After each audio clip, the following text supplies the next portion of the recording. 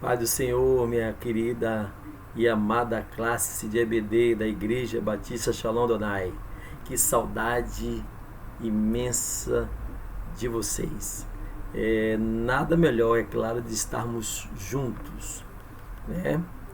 Ministrando e sendo ministrado pessoalmente, presencialmente. Mas devido a esse momento que estamos vivendo, tá certo? Dessa pandemia do coronavírus, precisamos, claro, continuar a vida, né? Nem que seja de forma EAD, através das tecnologias. E fica aí diante de Deus a minha gratidão a Deus, é claro, em primeira instância, e a Kathleen, que também tem nos incentivado, a Mira, por nos ter nos ajudado a montar todos os slides e paciência para nos ensinar. Queridos, nós vivemos um momento que temos que aprender com tudo que vem a nossas vidas, né? O coronavírus tem trago tristezas, mas teremos que nos superar. Está sendo um novo desafio para mim e para vocês também, né, que de forma passiva estarão assistindo também às aulas. Estaremos sim comentando, fazendo as discussões através do link aí abaixo, né? Poderemos fazer de outra maneira, mas o nosso WhatsApp também está disponível para podermos continuar, tá certo? Conversando da palavra de Deus. E que Deus nos abençoe com tudo que vai acontecer aqui nessa aula, amém? Vamos agradecer ao Senhor por isso, desde já. Deus, obrigado por este início dessa aula. Abençoa os nossos alunos, nos abençoa em nome de Jesus. Com certeza temos aqui umas fotos que foram tiradas na ministração da aula. Olha que foto linda, que classe linda. Não tem todos aí não, né? Estamos assim ansiosos e esperançosos que os demais que estão no grupo, que não estão podendo vir, que com certeza após esse momento do coronavírus, que nós estamos ficando tão mais distante, que a gente possa vir e ficar juntinhos, né? Para podermos estarmos nos aquecendo espiritualmente e criando elos, ligações familiar melhor, como igreja e como irmãos.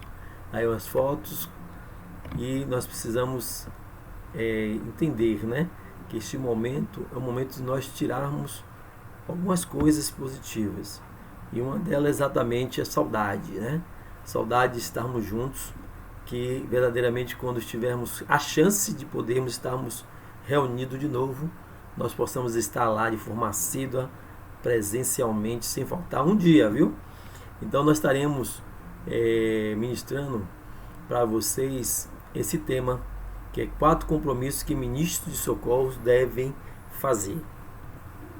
E aí nós precisamos, nesse momento que temos passado, essa imagem demonstra exatamente tudo aquilo que nós compreendemos que Deus verdadeiramente tem um compromisso com o homem, com o seu amor, com o seu cuidado, né, para com todas as nossas vidas.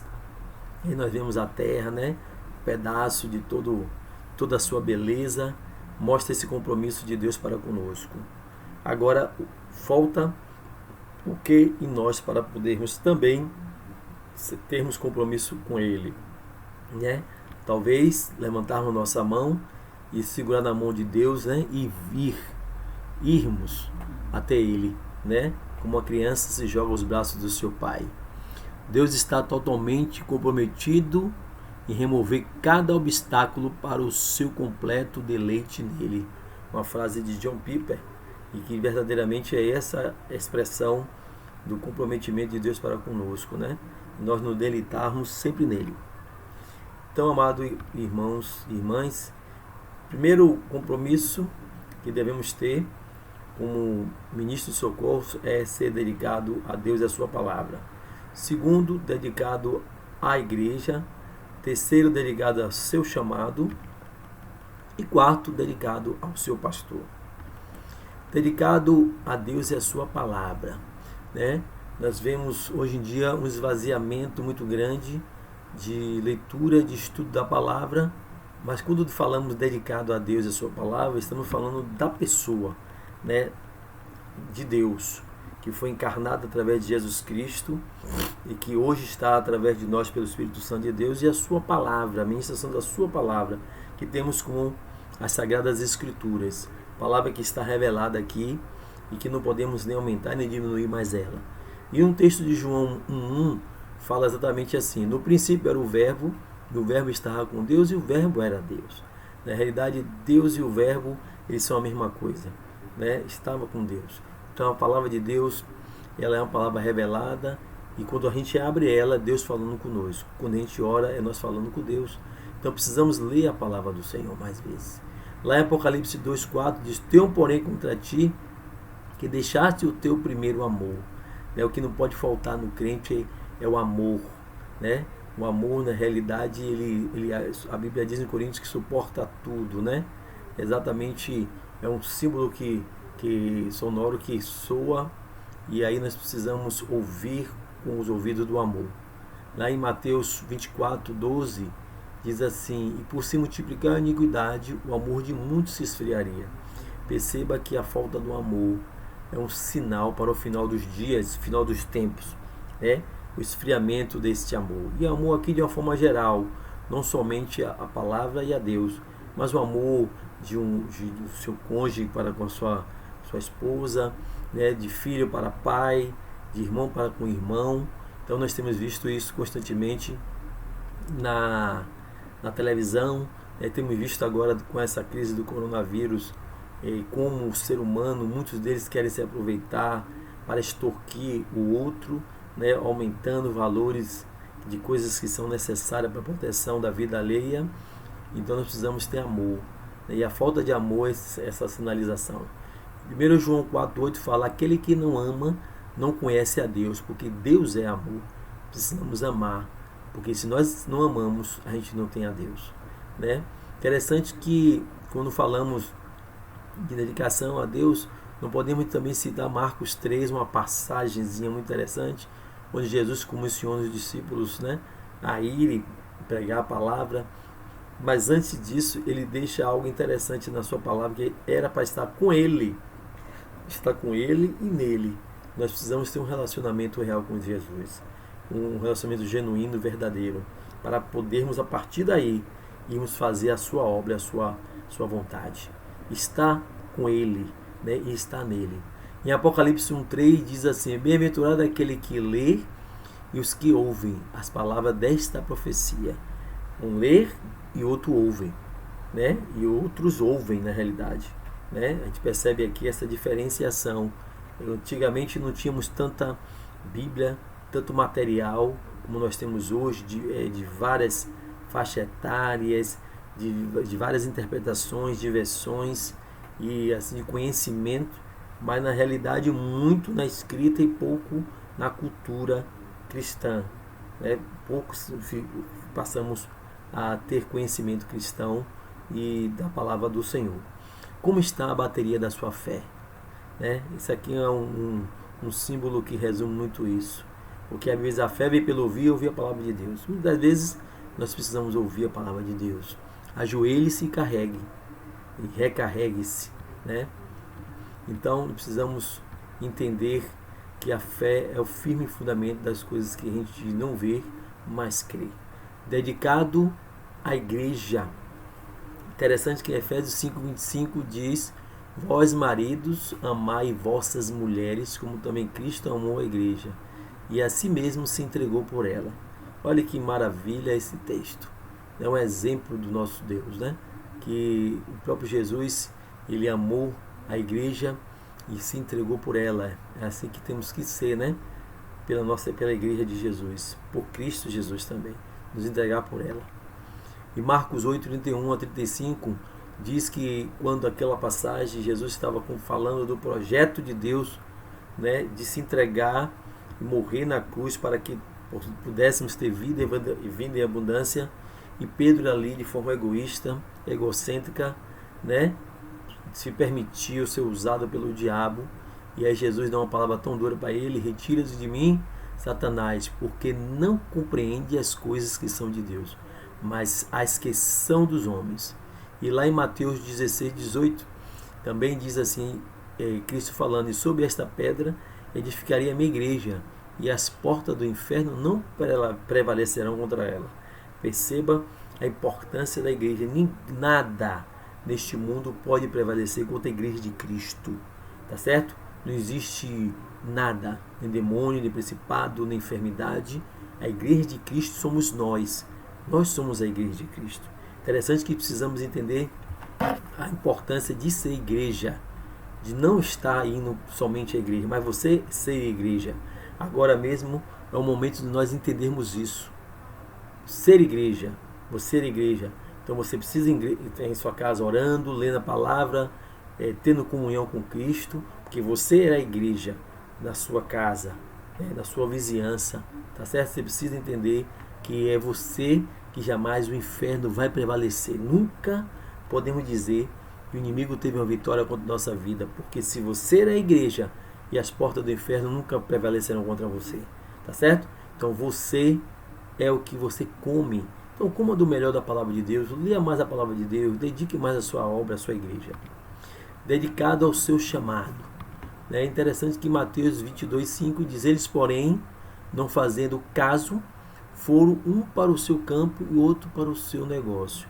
Quantas das vezes trocamos o melhor, o mais importante pelo menos importante, o essencial por não as coisas essenciais, né?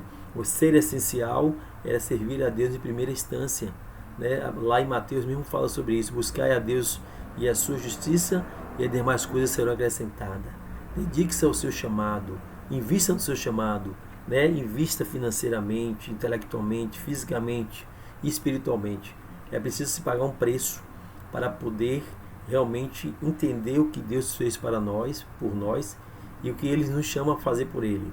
Porque aqui, se você percebe o texto, diz assim, não fazendo caso, faz um pouco caso na realidade, do chamado, né, que Deus fez para Ele. Mas quem aqui não queria ser, talvez, um presidente dos Estados Unidos, ou o homem mais rico, o Bill Gates? Todos queriam, né? Mas quando se fala do chamado, do sacrifício, a gente abre mão e não entende a responsabilidade e o tamanho dessa decisão.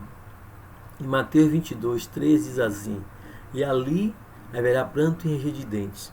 Queridos, quando Deus nos chama é para salvar vidas que estão em direção ao inferno, tá certo? E nós precisamos entender isso, que vidas elas poderiam ou podem ir ao inferno se nós não dermos ouvido ao chamado de Deus para nossas vidas.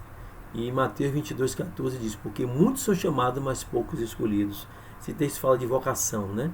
Deus chama a todos para ser salvo, mas escolhidos são poucos. Cada um vai fazer aquilo que Deus ministrou ao seu coração. E por isso que nós colocamos essa imagem aí, né? Nós precisamos carregar a nossa parte da cruz, porque a maior parte, a parte mais dura e mais terrível e mais dolorosa, foi Jesus ali cravado na cruz por todos os nossos pecados. Dedicado ao pastor. Interessante que quando nós vemos uma figura como essa aqui, né, o pastor e as ovelhas atrás, quantas das vezes nós ouvimos conselhos de vários outros pastores, hoje com a mensagem através da internet, né, ouvimos, claro que devemos ouvir, mas precisamos esmerar e colocar tudo diante da palavra de Deus, e como devemos sim dedicar ao nosso pastor, aquela pessoa que Deus colocou para nós cuidar das nossas vidas. Interessante que esse texto de Apocalipse 3:7 diz, ao anjo da igreja que está em Filadélfia escreve, isto diz o que é santo, o que é verdadeiro, o que tem a chave de Davi, o que abre ninguém fecha e fecha ninguém abre. Interessante que ele é o verdadeiro, né? E quando Deus mandou a carta para aquelas igrejas, mandou para o pastor, mandou para aquele líder daquela igreja local. É através dele que Deus vai falar para a sua vida. Você não precisa estar indo em outros arraiais. É ali que Deus quer falar contigo, em nome de Jesus. E concluindo, eu trouxe um pastor John Wesley, né? Tem uma história linda, um exemplo de homem de Deus, de chamado, dedicação ao seu chamado, dedicação ao seu pastoreio, dedicação a Deus e a sua palavra, a sua história em si já resume bastante isso. É a história de um homem chamado Tocha Tirada do Fogo, né, porque ele foi salvo como criança. E quando sua casa pegava fogo, seus pais não conseguiram tirar do quarto de cima e foram pro lado de fora e começaram a orar, e Deus usou alguém para poder subir, tirar ele do meio do fogo em que ele perdeu a sua casa toda. E aí é uma referência a Zacarias 3:2, né? No este que são tirado do fogo, cursou aulas na faculdade de Charterhouse durante 6 anos, depois em Oxford, tornando-se proficiente de latim, grego, hebraico e francês, mas reconheceu que a verdadeira religião adivinha da experiência com Deus. Por isso, reservou 3 horas todos os dias para ficar sozinho com Deus e sua palavra. Acordava às 4 da manhã, atraía multidões de 5 a 20 mil para ouvir seus sermões e se convertiam. Na sua morte, o quarto ficou cheio da presença de Deus e partiu sorrindo, e as pessoas que estavam lá ficaram felizes com o que elas ouviram e viram. Então, meus amados, queria encerrar aqui minha palavra, dizer um abraço, um beijo para vocês. Estou morrendo de saudade, e que com certeza, muito em breve, através da nossa oração como igreja, à meia-noite na campanha, estaremos repreendendo esse vírus. E agora vamos orar encerrando, e depois estaremos ministrando outras aulas para vocês também, em nome de Jesus. Querido Deus, amado Pai, em nome de Jesus Cristo, não nos permita a gente abrir mão do compromisso contigo, Deus. Compromisso verdadeiro. Ó Deus, o Senhor levou sobre si os nossos pecados. Ó Deus, e precisamos entender que nosso chamado é somente uma honra em te servir. Ó Deus, nos ensina a ter cuidado com a nossa liderança, com nossos pastores. Ó Deus, nos ensina a amar os nossos líderes. Deus nos ensina, Pai, acima de tudo, estarmos juntos como família. Nós queremos pedir ao Senhor a tua bênção, em nome de Jesus. Amém.